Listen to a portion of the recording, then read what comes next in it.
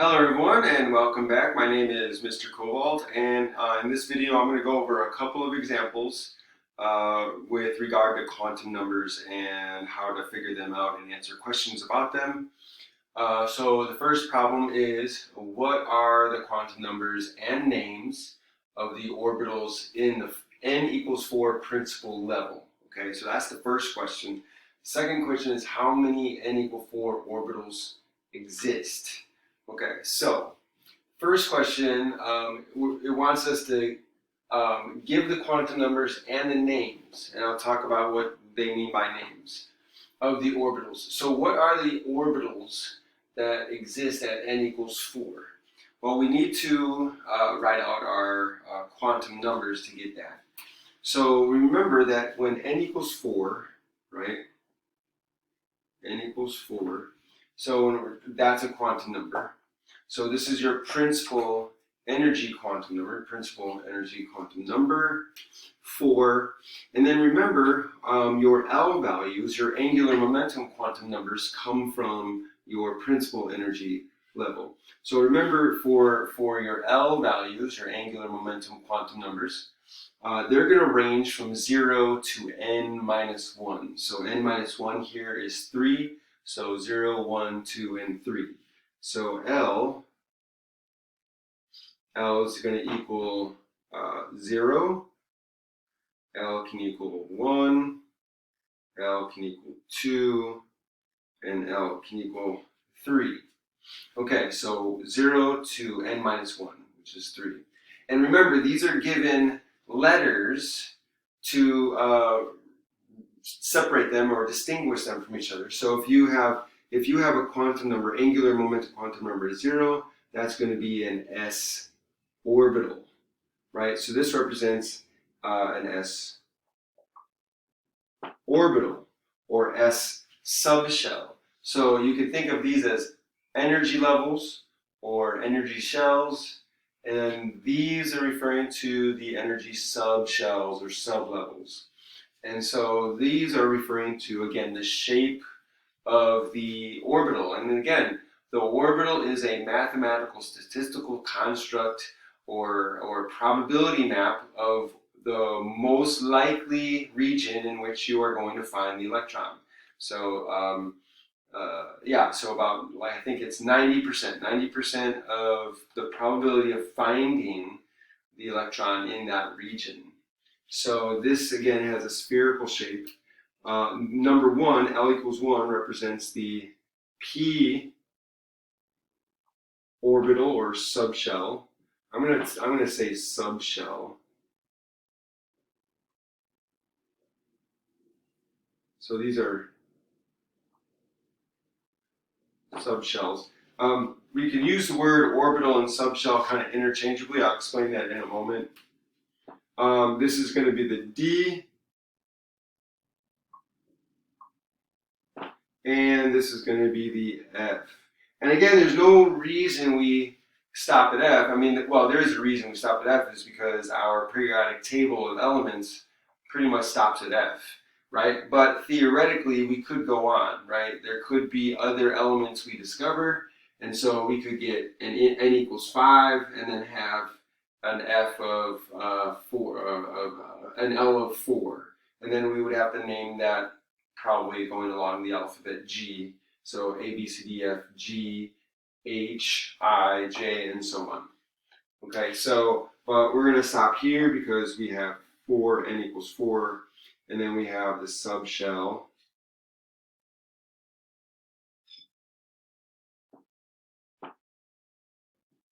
Okay, so again, we're answering the question, what are the quantum numbers and names of the orbitals? Okay, so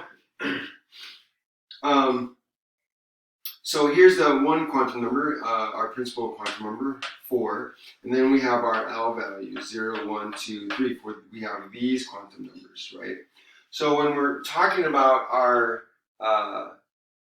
the names of our orbitals, they're going to come from the L values. So any orbitals in here, we're going to call s orbitals. And let me finish here first. So for the L value 0, we have to figure out what our M sub L values are, right? Because that's going to help us answer the next question. How many n equals 4 orbitals exist?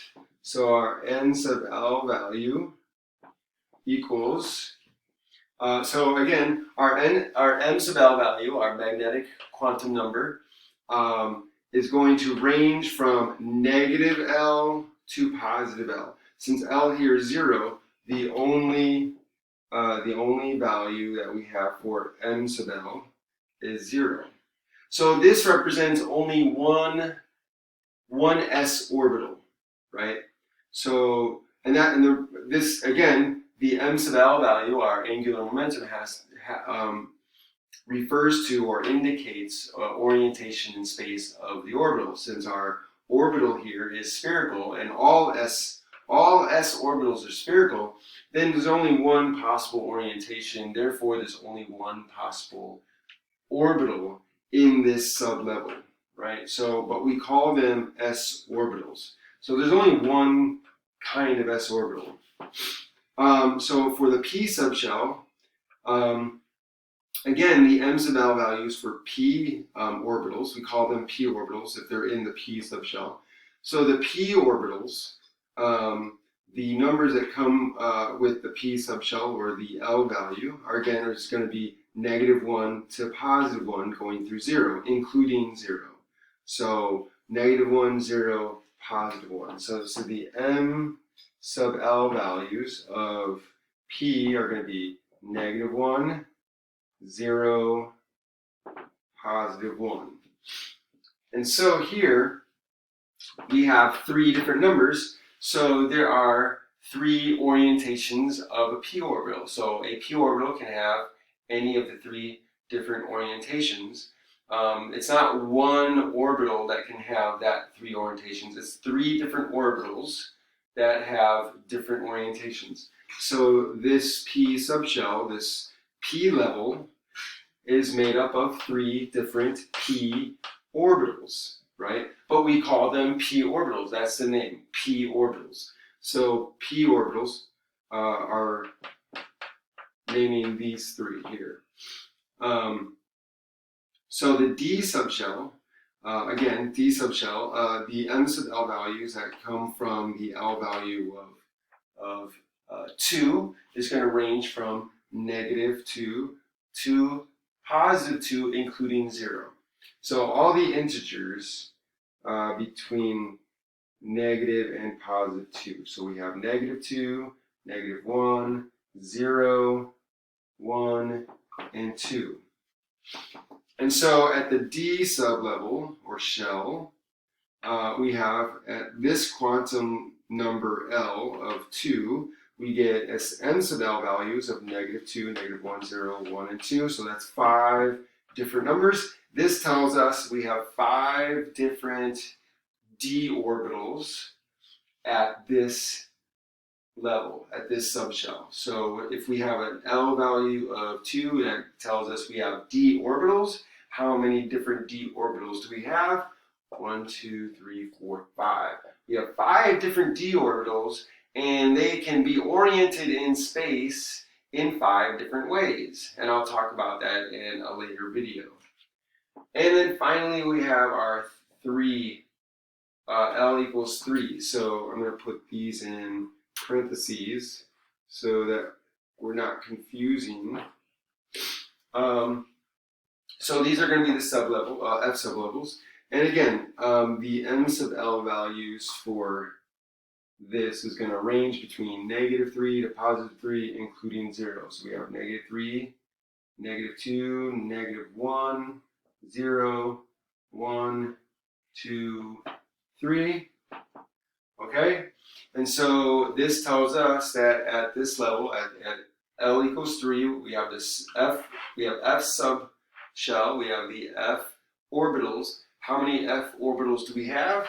We have 1, 2, 3, 4, 5, 6, 7. So we have 7 F orbitals. And again, you'll notice that each time we go up a number in your L value, we go up 2 orbitals in that sublevel. So at this sublevel, at the S sublevel, we have one S orbital. At the P sublevel, we have 3 P orbitals. At the D subshell, we have 5 and then 7. So 1, 3, 5, 7. If we had a G sublevel, how many orbitals do you think would be at that G sublevel? Yeah, you just follow the pattern. So it would be 1, 3, 5, 7, increases by 2, odd numbers, 9. So you would expect to have 9 orbitals at that level. And again, notice that the principal subshell, or the principal energy level, is 4. Your quantum number n is 4, and that gives you 4 sublevels. So the principal quantum number is going to tell you how many sublevels or how many types of orbitals you're going to have. So at n equals 4, this tells us that we're going to have s orbitals, we're going to have p orbitals, d orbitals, and f orbitals. How many of each? We're going to have 1 s, we're going to have 3 p's, we're going to have 7 or 5 d's, and we're going to have 7 f orbitals. Okay, I hope that's clear. So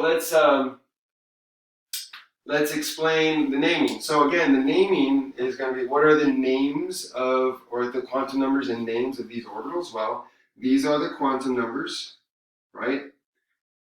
These are the quantum numbers, and the name is given by the letter, right? So the quantum number, this gives us the principal quantum number here, and then this gives us the names. So at the 4n, at the n equals 4 principal energy level, we would call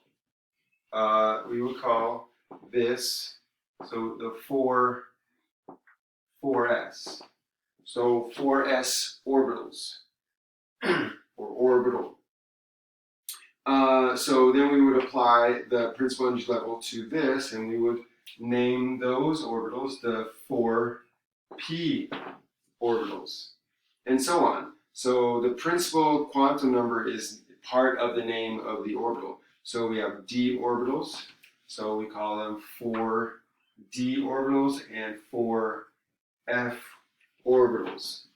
So that would be the name of the orbitals. So the principal quantum number is part of the name. That will identify what energy level you're talking about.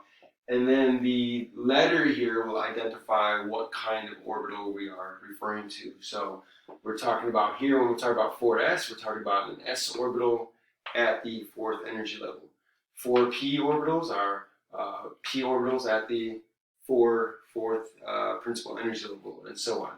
And then we can talk about the number of these orbitals. Well, how many 4s orbitals do we have? We only have 1.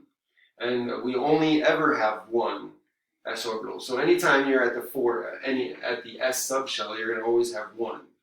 Okay? Same thing for the p's. How many p orbitals do you have at this level? 3. And you're always going to have only 3 p orbitals. 4d, you have 5 4d orbitals, and you have 7 4f orbitals. So once again, you're always only going to have 7f. You're always going to have 5d's. Okay, so that's always going to be the same number. But the name of the orbital is determined by the principal energy level and what letter. So 4s, 4p, 4d, 4f. And then again, what are the total number of orbitals at the 4th energy level? Well, all you have to do is count up these. So you have 1, 2, 3, 4, 5, 6, 7, 8, 9, 10, 11, 12, 13, 14, 15, 16. So you have 16 total orbitals at this energy level. N equals 4. Okay? So there's a mathematical trick to this. There's also a mathematical relationship that I will tell you in the next video. I hope you enjoyed this video. I'll finish up in the next one. If you like this video, share it with your friends, hit the notification bell, subscribe to the channel, and make a comment in the comment section because it feeds the algorithm. Thank you very much, and I'll see you next time.